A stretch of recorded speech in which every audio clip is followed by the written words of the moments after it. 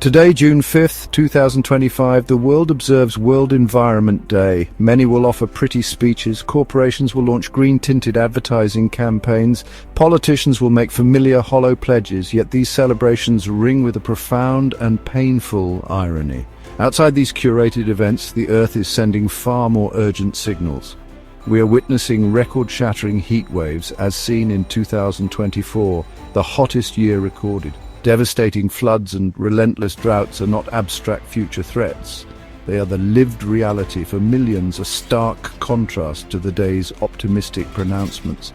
The planet is not celebrating, it is issuing a desperate warning that we can no longer afford to ignore. Our Earth has always been a generous host, a resilient provider. For millennia, it has absorbed the impacts of natural cycles, regenerating and sustaining life. Humans are utterly dependent on its intricate systems for survival. We need its clean air, its fresh water, its fertile soil, its stable climate. For too long, we have taken this generosity for granted, acting as masters rather than inhabitants. Nature is not our enemy in this crisis, it is the victim of our actions. The Earth's current turmoil is not a sign of its inherent weakness, but a testament to the sheer scale of the pressure we have exerted upon its finite resources and delicate balances. The relentless climate crisis we face is not an unfortunate accident of nature. It is not some inevitable cosmic event unfolding beyond our control. It is at its very core a human-made catastrophe. This crisis is deeply rooted in systems of our own design, systems that prioritize profit above all else. Over 70% of our planet's land area has already been altered by human activities, a staggering transformation. We drill, we mine, we clear-cut, we pave over. This relentless expansion, driven by an insatiable appetite for more, has pushed ecosystems to their breaking point, silencing the Earth's natural rhythms. Therefore, when we speak of extreme weather events, we must be clear.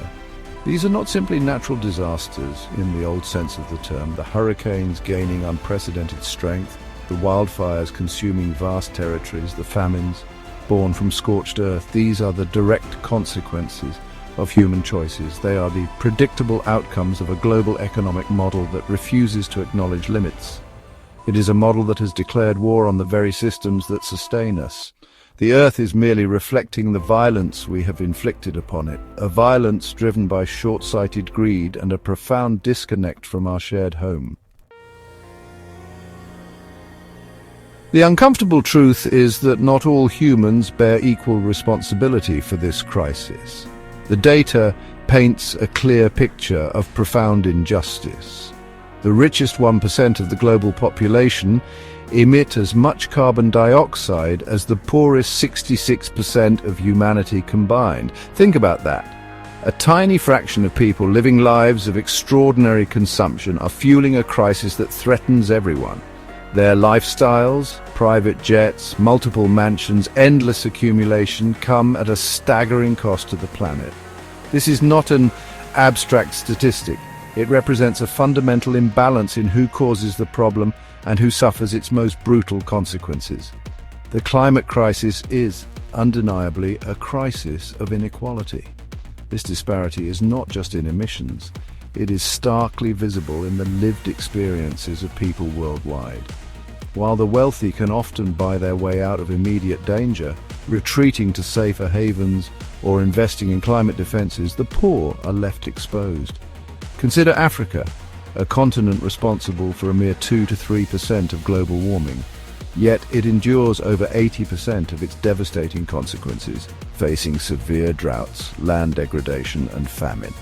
Ordinary people who have contributed the least to this emergency are losing their homes, their livelihoods and their lives. Their suffering is a direct result of an economic system that protects the polluters, not the people.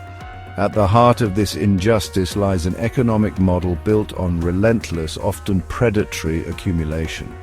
A recent report from Oxfam and ActionAid revealed a shocking truth. Amidst soaring global prices and interest rates, 722 megacorporations made an astounding $1 trillion a year in windfall profits. While billions struggled with hunger and the rising cost of living, these corporate giants reaped enormous rewards. This is not sustainable development, it is extraction on a grand scale. This is the engine of the climate crisis, prioritizing shareholder profits over planetary health and human well-being, proving the crisis is fueled by unadulterated corporate greed. The human cost of this greed is immense and terrifying. Those emissions from the wealthiest 1%, for instance, are projected to potentially cause 1.3 million heat-related deaths between 2020 and 2030 alone. Annually, 24 billion tons of fertile soil are lost due to destructive practices like industrial agriculture and deforestation, driven by the demand for more commodities and more profit. More than 40% of all fertile soils globally are already degraded. This isn't just an environmental issue, it's a direct assault on the ability of communities to feed themselves and survive. It's a slow violence enacted upon the most vulnerable. For decades, we have been sold a narrow and dangerous definition of progress. Growth, measured solely by gross domestic product, has been the unquestioned goal. This model actively ignores the finite nature of our planet. It celebrates endless expansion on a planet with clear ecological limits. Industrial agriculture, for example, is lauded for its efficiency, yet it accounts for approximately 22% of global greenhouse gas emissions and devastates soil health. True progress cannot be measured by how quickly we can extract and consume. It must be measured by the well-being of all people and the health of the planet we share. Our international institutions, designed to foster cooperation, have too often failed us. The recent COP29 climate summit, like many before it, was reportedly undermined by the pervasive influence of fossil fuel lobbyists. These actors actively work to inhibit meaningful progress, protecting their profits at the expense of a stable climate. Reports also emerged of wealthier nations bullying lower-income countries into accepting weaker deals. This is not global governance. It is the powerful rigging the system to maintain a destructive status quo.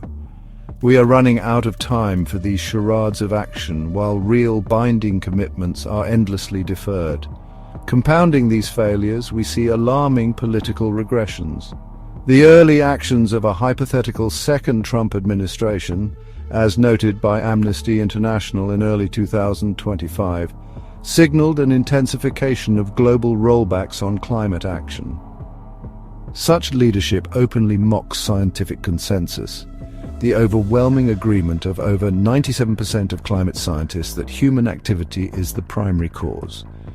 Simultaneously, tech giants like Meta have reportedly removed third-party fact-checking, allowing climate disinformation to spread like wildfire. This creates a toxic information environment where denial and delay tactics gain traction, further paralyzing our collective response to the crisis.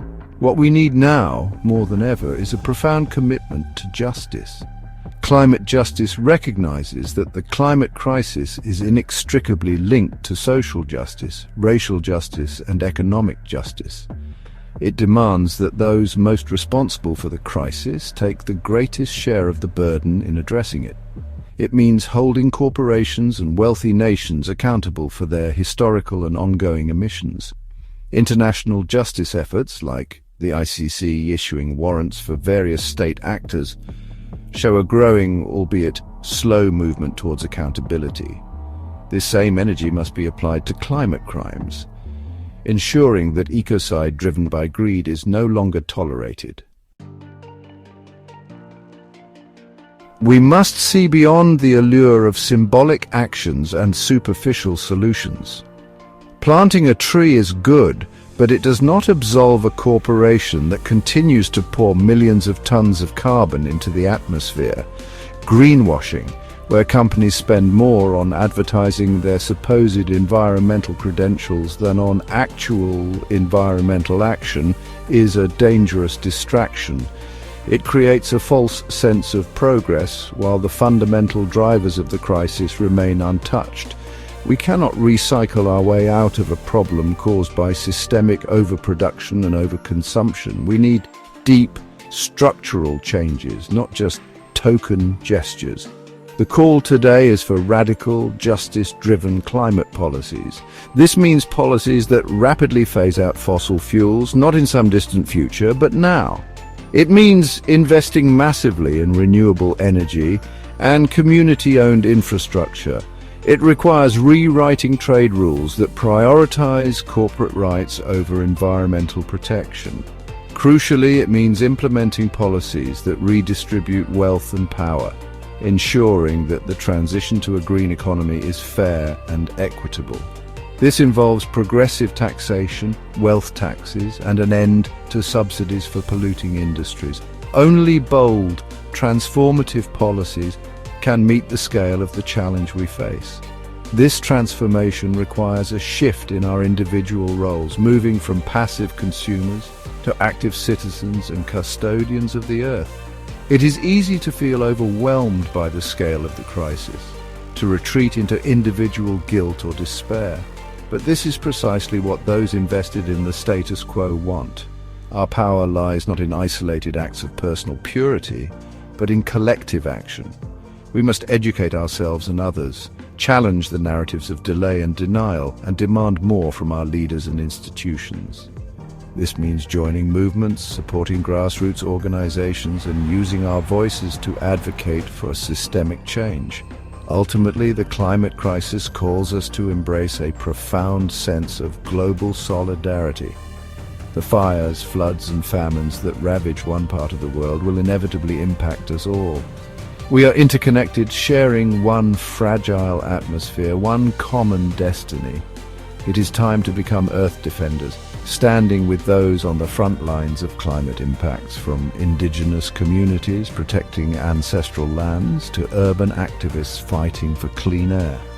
The fight for a livable future is not for someone else to wage. It is our fight, here and now. Let's act with courage, with selflessness, and with an unwavering belief in our collective power to forge a just and sustainable world.